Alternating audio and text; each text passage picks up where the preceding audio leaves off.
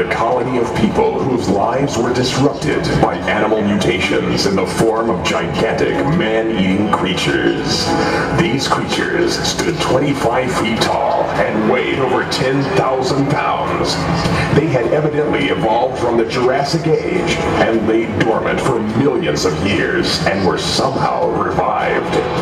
Researchers theorized that this rebirth was triggered by early testing of atomic bombs and radioactive fallout.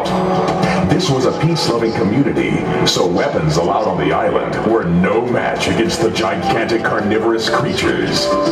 With no time to spare, the island leaders quickly commissioned their scientists and engineers to come up with a solution to eliminate these deadly man-eaters. This was to be no easy task, considering the limited resources available on the island. At one time, a sunken Navy transport ship was discovered offshore in shallow waters. In the hull, numerous old military vehicles were found. This discovery would prove to be just what was needed. Plans were drawn, and the construction began. Realizing that they needed something that possessed superior strength, the engineers began the task of constructing two power monsters. The metal marvels began to take shape, and after long hours and hard work, Megasaurus and Transaurus were born. These mechanical beasts stood over 3 stories tall and weighed 50,000 pounds. 1,000 feet of veins and arteries fed their mechanical hearts, pumping at 50 gallons per minute. Their blood pressure exceeded 2,500 pounds per square inch, giving them 5 tons of crushing force in each of their mammoth claws. They could lift 30,000 pounds to their gigantic mouths, their massive jaws attaining 15,000 pounds of biting force.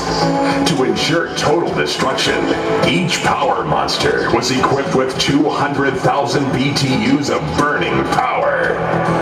Once tested, they were then sent out to search for and destroy the ugly mutations before any further islanders were killed.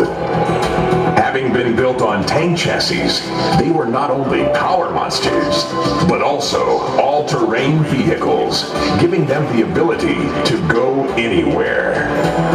They had no problem going deep into the brush and finding their prey.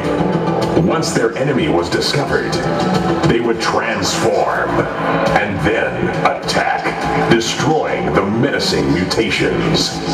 It wasn't long until the creatures were all destroyed, and the power monster's work was done. Many years later, a passing freighter anchored nearby the island, and its crew and captain went ashore. The captain discovered the rusting power monsters in the woods. He was so intrigued by these machines that he traded for them and brought them back to the United States.